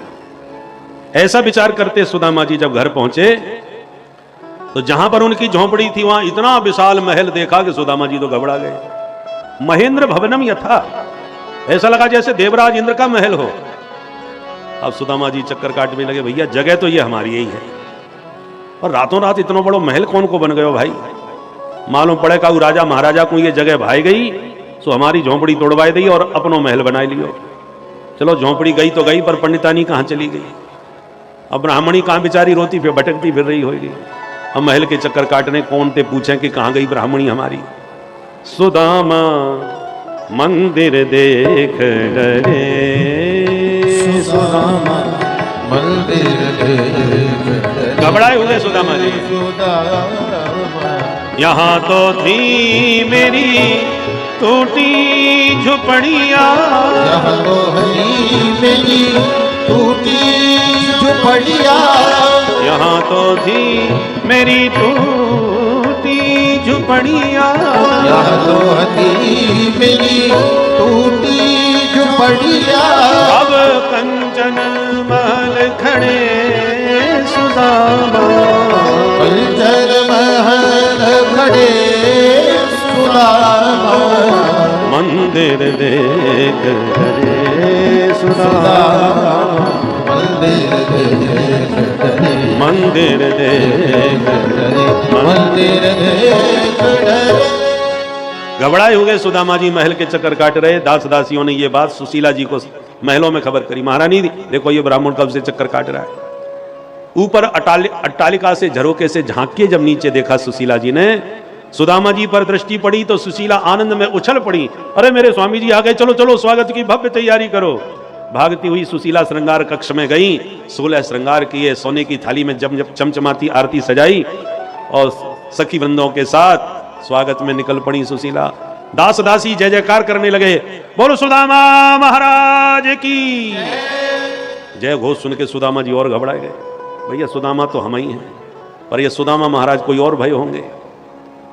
पर ये महारानी कौन आ रही है महल से बाहर निकल के, मालूम पड़े कोई महारानी पूजा पाठ करवे जा रही होंगी, आरती वारती सजाए के। तो रास्ता खाली करके किनारे में एक तरफ हाथ जोड़ के खड़े हो गए सुदामा जी, और सुशीला छमछम करती हुई आई, चरणों में प्रणाम करके सुदामा जी की आरती करने लगी। सुदामा जी बेचारे हाथ जोड़ के डरते डरते बोले, देवी जी आपको परिचय। सुशीला बोली, धन्य महाराज, ऐसे सखाते मिले क्या मोहिया भूल गए। चौंक करके सुदामा जी ने सुशीला का मुंह देखा तो आंखें फटी रह गई। अरे सुशीला तेरे दो चुटीला, हे भाग्यवान, वो तो अपनी आंखन पे विश्वास ही ना। भैया रुपया पैसा आवे तो सकल सूरत सब बदल जावे, काले से गोरे है जाए, चेहरा चमक जाए। सुदामा जी हक्के बक्के से बोले, एक बात बता देवी, ये चमचमाती तन पे साड़ी, ये दमदमाती सोने की थारी, इतनी ऊंची ये महल अटारी, ये सब कहां से आ गए तेरे पास, कौन दिए। सुशीला बोली, आपके सखाने का चुना समझायो आपको, ये सब द्वारकानाथ प्रभु की कृपा कोई कमाल है। अब सुदामा जी को बात समझ में आई, अरे ब्राह्मणी ये कन्हैया बड़ो छलिया है। क्यों? अरे हम इतनी दूर बातें मिलवे गए, पर विदाई में फूटी कौड़ी आप ब्राह्मण के हाथ में धर के ना दे, विदा करी वाने, और तू ना गई ना आई, घर बैठी माला माल है गई। सच में कन्हैया हमारो घनश्याम है। घनश्याम बादलों का भी नाम है, आकाश के बादल भी घनश्याम तो हमारा मुरली वाला भी घनश्याम। ऊपर के घनश्याम भी सांवले तो हमारा बंसी वाला भी सांवला, वो भी नील नीरधर हैं, ये भी नीलांबुज श्यामल कोमल अंगम है। वो जल बरसाते हैं तो ये भी कृपा बरसाते हैं।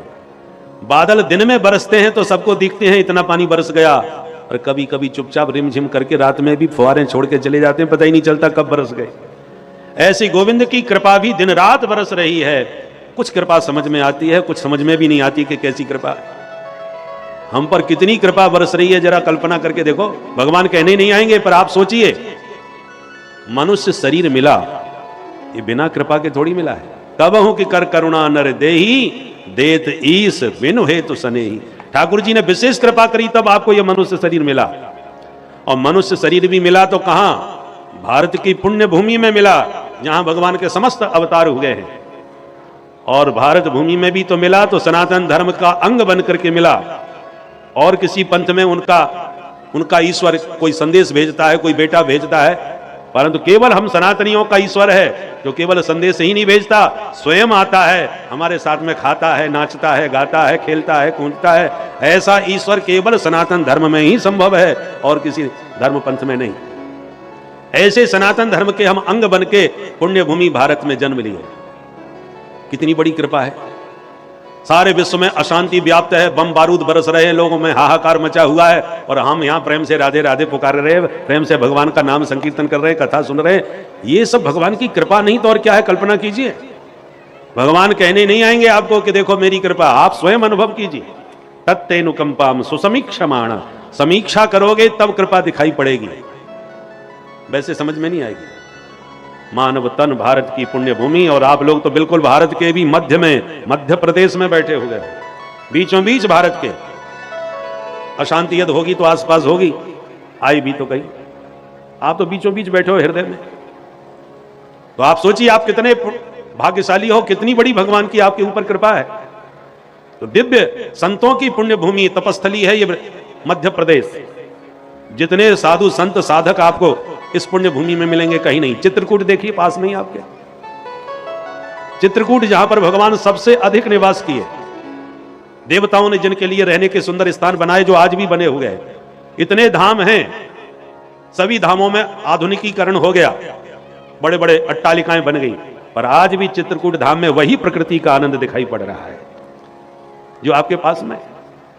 माता अनसुईया जहां तपस्या कर रही हैं, सुतीक्ष्ण जी महाराज, सरभंग ऋषि, ये सब आपके आसपास ही। इन पुण्यात्माओं ने कठोर तप किया है, भगवान के प्रेम की आराधना की है।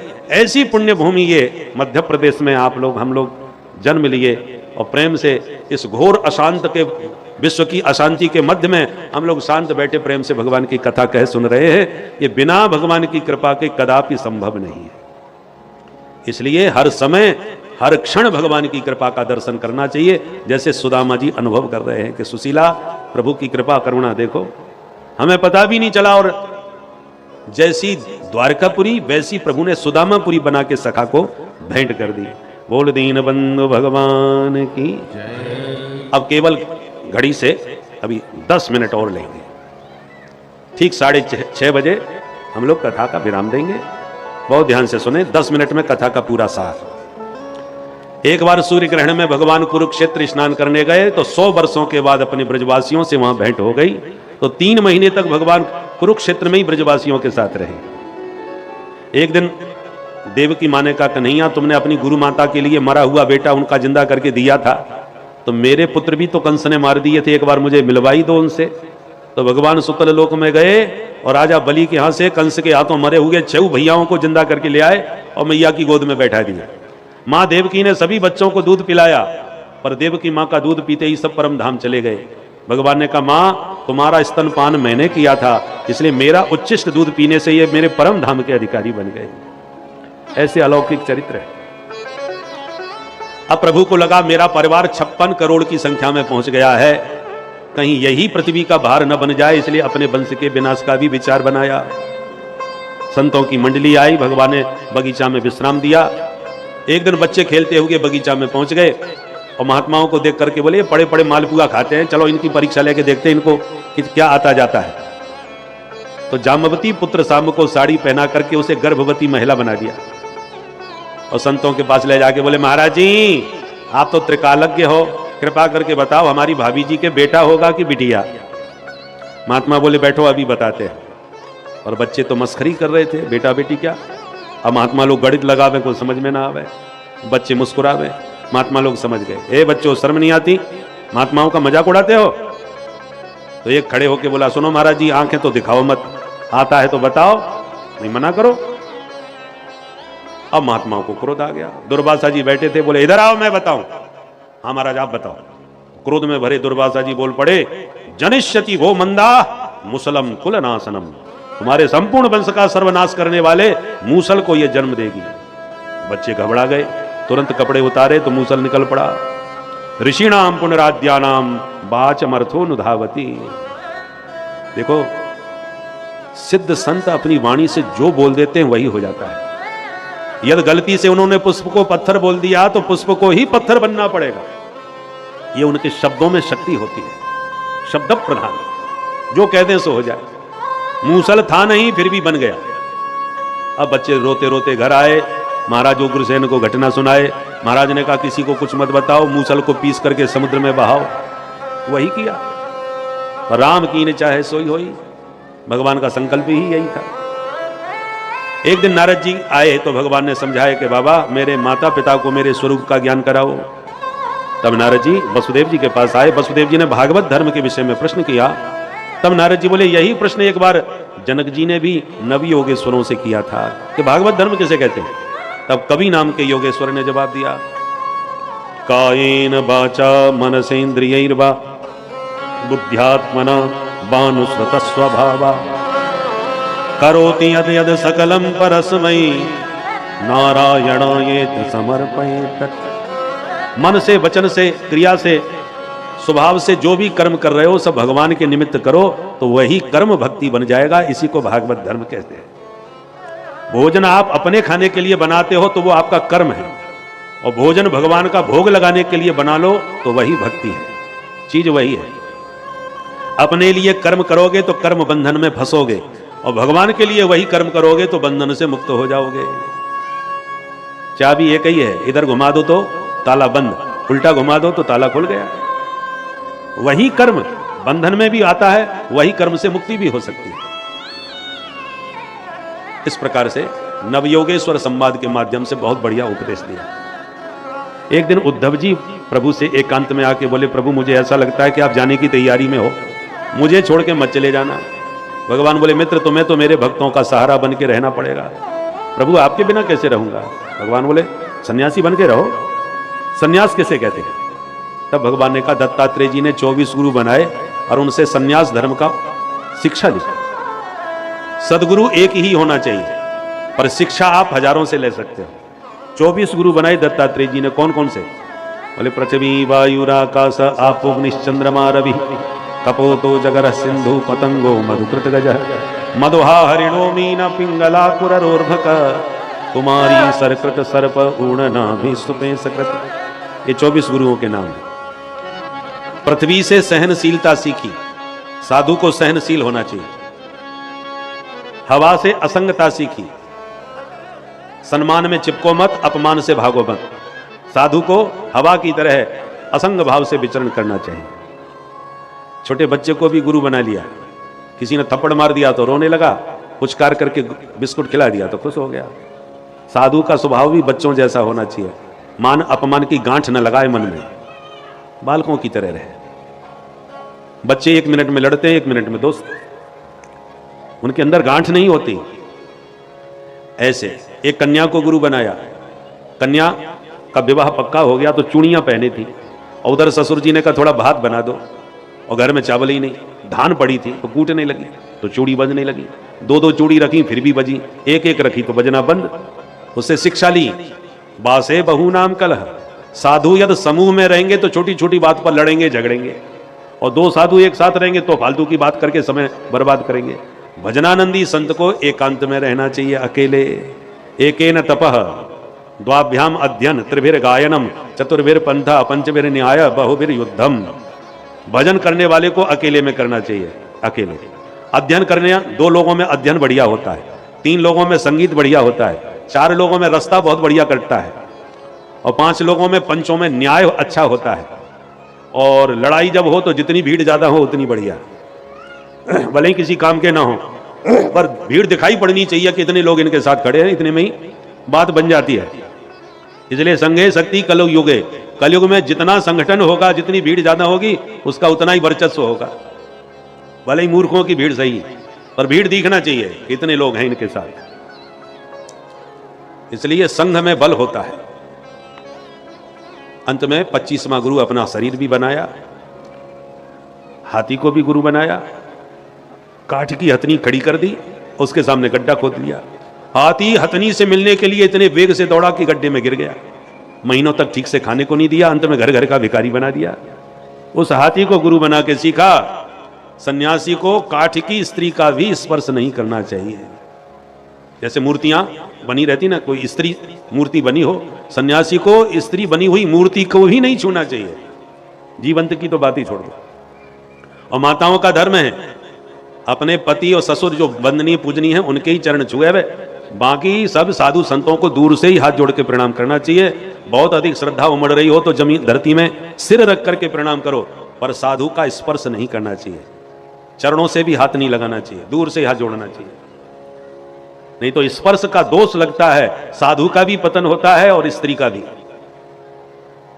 इसलिए कभी किसी साधु सन्यासी को छू करके प्रणाम नहीं करना चाहिए। हाथ जोड़ो, दूर से हाथ जोड़ो। प्रणाम करना है तो सुबह शाम अपने सास ससुर और पति के चरण छुओ, ये शास्त्र की आज्ञा है। इस प्रकार से 24 गुरुओं का वर्णन किया, बद्ध और मुक्त का स्वरूप समझाया, और अंत में संन्यास धर्म का उपदेश देकर भगवान ने कहा, मेरी पादुका लेके उद्धव तुम बद्रीनाथ चले जाओ। उद्धव जी प्रणाम करके बद्रीनाथ चले गए। भगवान परिवार को लेकर प्रभासक क्षेत्र पहुंच गए, जहां मदिरा पान करके यदुवंशी बालक आपस में लड़ मिले, और इतना झगड़ा बढ़ गया कि गृह युद्ध छिड़ गया। और देखते देखते 56 करोड़ यादवों में केवल 4-5 बचे, बाकी सब समाप्त हो गए। अपनी आंखों के सामने पूरा वंश समाप्त करा दिया गोविंद ने, और एक आंसू आंख से नहीं गिरा। यह है श्री कृष्ण का वैराग्य। और स्वयं एक वृक्ष के नीचे टिक करके आराम से एक चरण पर दूसरा चरण रख करके विश्राम करने लगे। दाऊ जी अपने दिव्य देह में परिणत हो गए। एक बहेलिया ने भगवान के चरण को मृग समझ के बाण चला दिया, चरणों में गिर के रोया, तो भगवान ने समझाया, तूने मेरी इच्छा से बाण चलाया है, जा मेरे धाम को। देह त्याग करके बहेलिया हरि धाम को चला गया। देवता आकाश में आ गए, प्रभु पधारिए। भगवान ने दारुक सारथी से कहा, तुम जल्दी द्वारका जाओ, सबको समझाओ, 7वें दिन सागर में समा जाएगी मेरी दिव्य द्वारका, इसलिए सब द्वारका खाली करके चले जाएं। दारुक चला गया द्वारका की ओर संदेश लेकर। देवता आकाश में खड़े देख रहे थे, अचानक गोविंद का श्री विग्रह एक दिव्य प्रकाश में परिणत हो गया, और वही प्रकाश पुंज श्रीमद् भागवत में आकर के विराजमान हो गया। बोल भागवत भगवान की। इसलिए तेनेयम वांगमयी मूर्ति, भगवान का शब्द विग्रह ही श्रीमद् भागवत महापुराण है। अब उसके बाद घोर कलयुग आ गया। बहुत बुराइयां कलयुग में हैं, पर अस्ति एको महान गुण। इस कलयुग में एक ही विशेषता है, अन्य युगों में जो तपस्या करके यज्ञ करके दान दे के फल मिलता था, वो कलयुग में केवल हरि नाम संकीर्तन करने मात्र से प्राप्त हो जाता है।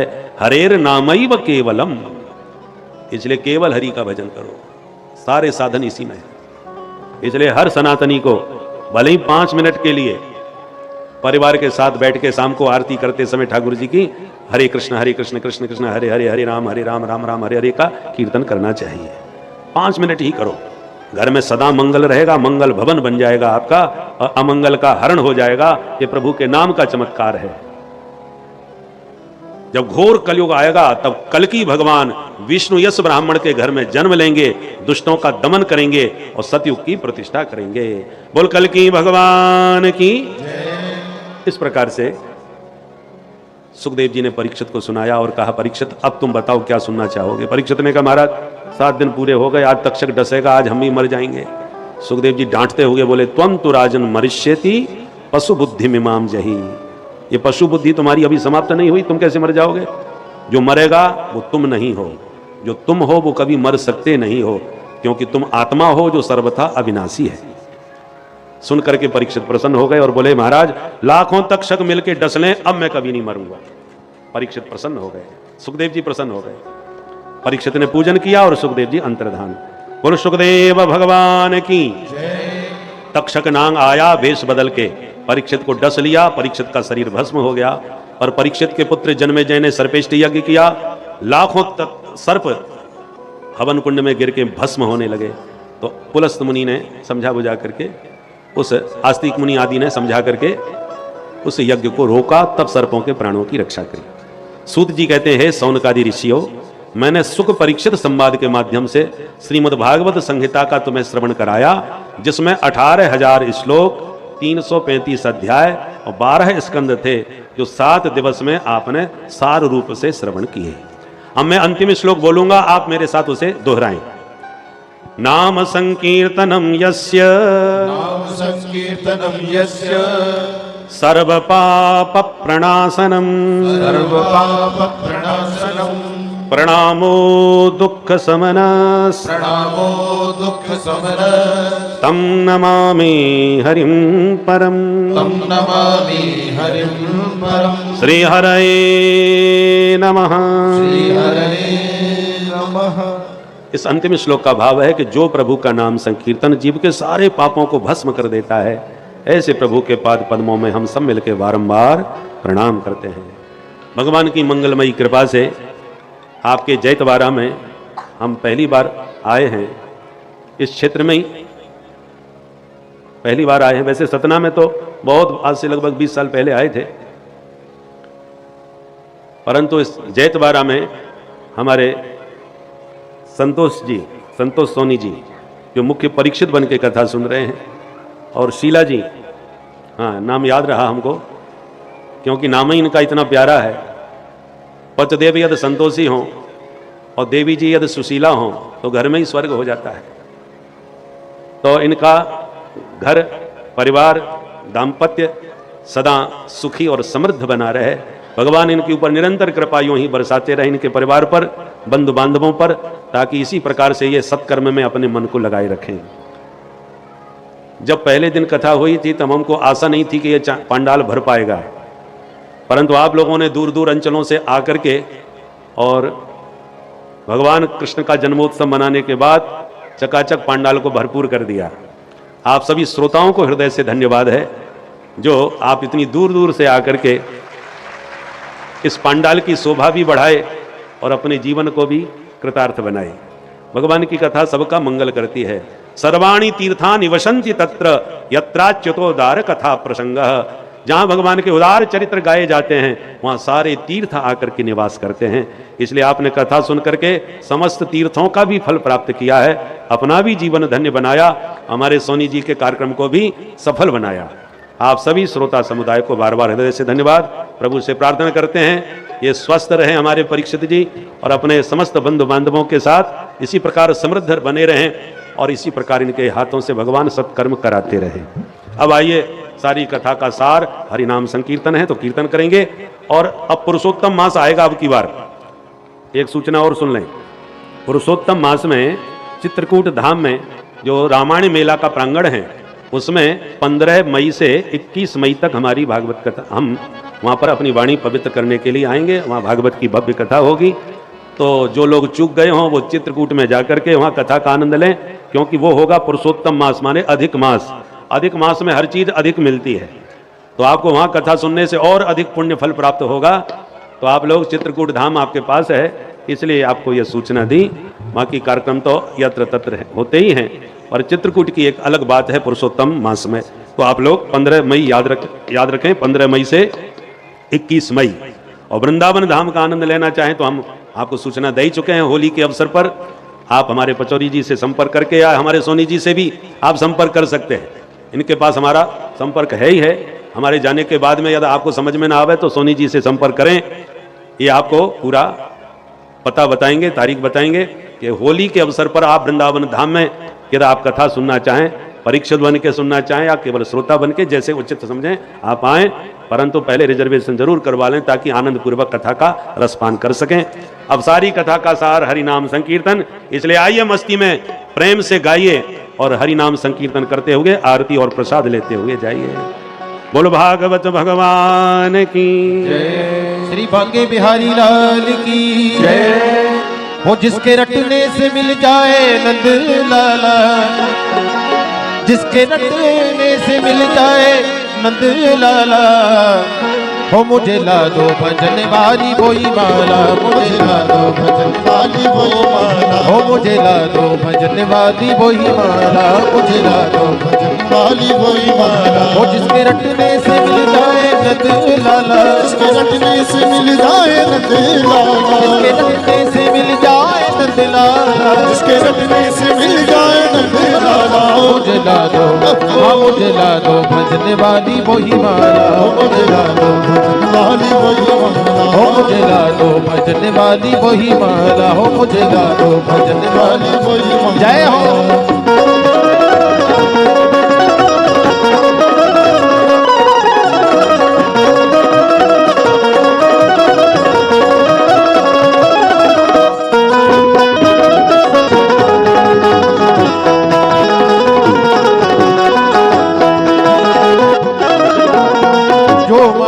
यशोदा ने फेरी, जो माला हो, जो माला यशोदा ने फेरी, जो माला यशोदा ने फेरी, हो जो माला यशोदा ने फेरी, जो माला यशोदा ने फेरी। वो देखो लीला दिखा गए नंद लाला, देखो लीला दिखा गए नंद लाला, देखो लीला दिखा गए नंद लाला, देखो लीला दिखा गए नंद लाला। हो मुझे ला दो, ला दो, ला दो, ला दो, ला दो, ला दो, ला दो, मुझे ला दो भजन वाली वही माला, मुझे ला दो भजन वाली वही माला, हाँ मुझे ला दो भजन वाली वही माला, हो मुझे ला दो भजन वाली वही माला। जय हो।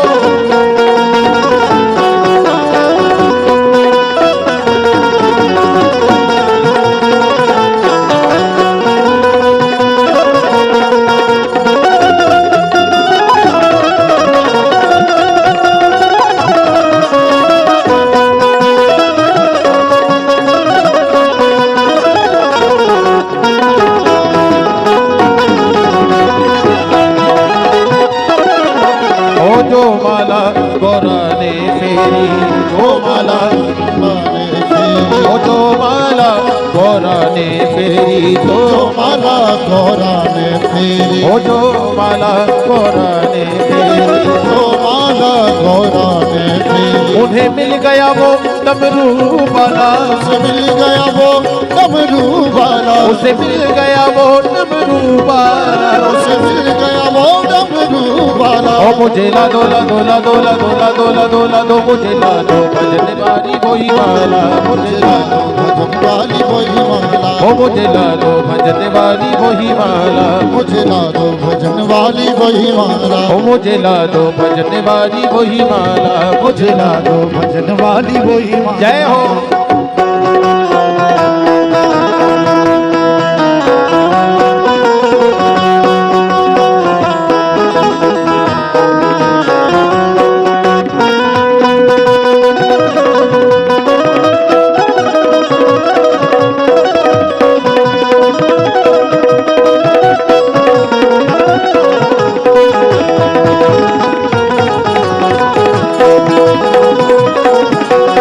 जो माला द्रौपदी ने फेरी, जो माला द्रौपदी ने फेरी, जो माला द्रौपदी ने फेरी, जो माला द्रौपदी ने फेरी। वो देखो चीर बढ़ा गए गोपाला, देखो चीर बढ़ा गए गोपाला, देखो चीर बढ़ा गए गोपाला, देखो चीर बढ़ा गए गोपाला। ओ मुझे ला दो भजन वाली वही माला, मुझे ला दो भजन वाली वही माला, मुझे ला दो भजन वाली वही माला, मुझे ला दो भजन वाली वही माला, मुझे ला दो भजन वाली वही माला, मुझे ला दो भजन वाली वही माला, मुझे ला दो भजन वाली वही माला, मुझे ला दो भजन वाली वही माला। बाके बिहारी लाल की जय। आइए सभी भक्त अपने स्थान से ही भागवत भगवान की आरती का दर्शन करें। ओम ज्वालामालिन्यै नमः, रत्नेश्वर्यै नमः, उमा चंद्रमा मनसो जात चक्षुः सूर्यो अजायत, श्रोत्राद्वायुश्च प्राणसमुखादग्निरजायत। श्री बांके बिहारी तेरी आरती गाऊं, श्री बांके बिहारी तेरी आरती गाऊं।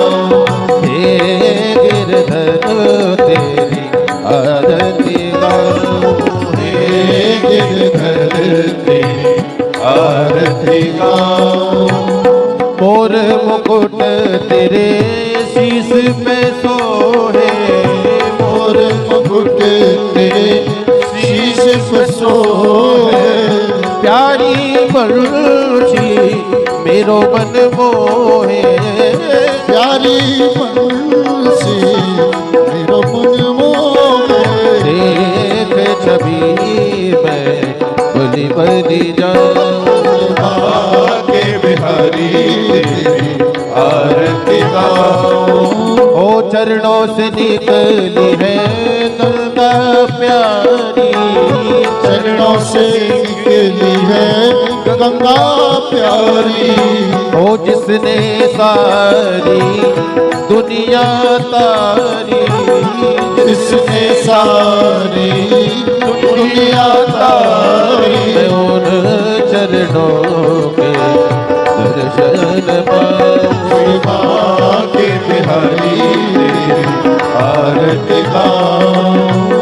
श्री हरिदास जी के प्यारे तुम हो, श्री हरिदास के प्यारे तुम हो, मेरे मोहन जीवन धन हो, मेरे मोहन जीवन धन हो, प्यारी छवि तेरी मन में बसाऊं, के बिहारी तेरी आरती गाऊं।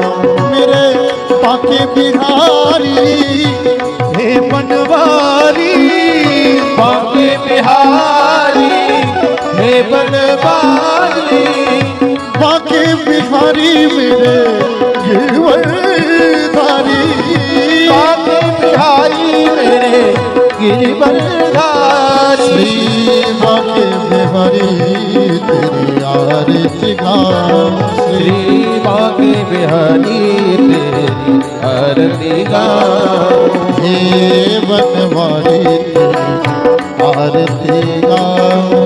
हे बनवारी तेरी आरती गाऊं। हरि ओम।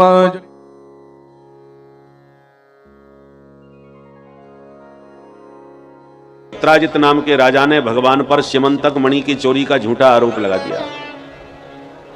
भगवान मणि की खोज में निकले और खोजते खोजते जाम्बवंती की गुफा में घुस गए। 27 दिन तक युद्ध किया और अंत में भगवान ने जाम्बवंती जी को उठा के पटका और इतने मुक्के मारे कि उनकी नस नस ढीली कर दी। जाम्बवंती जी जान गए, प्रभु आप ही मेरे राम जी हो, मैंने आपको पहचान लिया। कैसे आना हुआ? भगवान बोले मणि तुम्हारे पास है और इसकी चोरी हमें लगाई जा रही है, इसी को लेने आए हैं। जाम्बवंती जी बोले मणि तो हम अपनी बेटी को दे चुके, अब पुत्री को दिया हुआ धन पिता तो लेता नहीं, अब एक ही उपाय है। क्या? बोले मेरी बेटी से विवाह कर लो, दहेज में हमसे मणि ले लो। भगवान बोले जैसी आपकी मर्जी। जंगल में मंगल हो गया। अपनी बेटी जाम्बवती का विवाह द्वारकाधीश से कर दिया और दहेज में मणि दे करके विदा कर दिया। मणि लेकर के भगवान घर आए, सत्राजित को बुलाए, पूरी कहानी सुनाए, मणि उन्हें वापस लौटाए और ठीक से समझाए कि तुम्हारे कारण हमारी बदनामी हो रही थी। लोग कह रहे थे कि जो कृष्ण तो बचपन का ही चोर है, पहले माखन चुराता था, मणि चुराने लग गया, तुम्हारे कारण ये बदनामी हुई। अब संभालो मणि, ये रही तुम्हारी मणि और साथ में लाए प्रमाण पत्र, पूछ लो इनसे। सच जब उजागर हुआ तो पूरी समाज ने सत्राजित को गालियां दी, इस पापी को शर्म नहीं आई, प्रभु पर इसने चोरी लगाई। अब सत्राजित का घर से निकलना मुश्किल, जहां जाए वहीं गाली खाए। एक दिन बोला प्रभु मुझे बचा लो, नहीं गाली खा खा के मर जाऊंगा, क्या करें? बोले प्रभु आप मेरी बेटी सत्यभामा से विवाह कर लो तो मैं आपका ससुर बन जाऊंगा, फिर मुझे कोई गाली नहीं देगा। अच्छा भाई जैसी आपकी मर्जी। सत्राजित ने तुरंत अपनी बेटी सत्यभामा का विवाह द्वारकाधीश से कर दिया। सो हो गया ये तीसरा विवाह। गिनते जाना, पहला विवाह हुआ रुक्मिणी जी से, दूसरा जाम्बवती से, तीसरा सत्यभामा जी से। और एक बार भगवान द्वारका से दिल्ली घूमने आए, पांडवों से मिलने, और अर्जुन के साथ जमुना पार घूमने निकल गए। तो जमुना तट पर एक कन्या तपस्या कर रही थी बैठी बैठी। भगवान बोले भैया अर्जुन, तपस्वी बहुत देखे पर यह तपस्विनी पहली बार देख रहे हैं, कौन बैठी है देवी, पता तो लगाओ। अर्जुन ने कहा देवी जी नमस्कार, आपका परिचय। तब उस देवी ने परिचय दिया, अहम देवस्य सवितुः दुहिता पतिमेच्छति विष्णुं वरेण्यं वरदं तपः परममास्थिता। मैं सूर्य की पुत्री हूं, कालिंदी मेरा नाम है, और द्वारकाधीश को पति रूप में पाने के लिए बैठ के तपस्या कर रही हूं। सुनते ही अर्जुन भगवान की ओर देख के मुस्कुराए, बोले सरकार आपकी बृहस्पति बहुत जोरदार चल रही है, ये भी आपको पाने के लिए यहां बैठ के तप कर रही है। भगवान बोले तो कराओ हमारा परिचय। अर्जुन ने परिचय करा दिया, भगवान ने पाणी ग्रहण कर लिया। ये हो गया चौथा विवाह। एक थे महाराज नग्नजित, इन्होंने प्रतिज्ञा करी मेरे 7 बैलों को जो एक रस्सी में नाथेगा उसी को बेटी ब्याह दूंगा। और बैल एक से खूंखार, कोई नहीं नाथ सका। भगवान ने 7 रूप बना के 7 बैलों को एक रस्सी में नाथ के दिखा दिया। तो तुरंत महाराज नग्नजित ने अपनी बेटी सत्या देवी का विवाह भगवान से कर दिया। यह हुआ 5वां। एक उज्जैन के राजकुमार थे बिंद और अनुबिंद, उनकी इकलौती बहन का नाम था मित्रविंदा। भाइयों ने मित्रविंदा से कहा बहन जी हम आपका विवाह दुर्योधन से करना चाहते हैं ताकि हस्तिनापुर से हमारा संबंध जुड़ जाए और हमारा रुतबा समाज में बढ़ जाए। हस्तिनापुर बहुत शक्तिशाली राज्य है। तो बहन जी ने कहा ठीक है मुझे मंजूर है। बड़ा स्वयंवर हुआ। स्वयंवर में बरमाला लेके जब निकली मित्रविंदा तो दुर्योधन के पहले द्वारकाधीश दिखाई पड़ गए। जो द्वारकाधीश की दिव्य आभा प्रभा शोभा को देखा तो विचार बदल गया और वरमाला द्वारकाधीश के कंठ में डाल दी।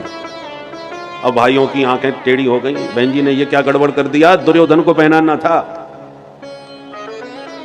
भगवान को लगा ये तो तनातनी का माहौल बन रहा है, तो तुरंत हाथ पकड़ के कालिंदी का वहां से 9-2-11 हो गया।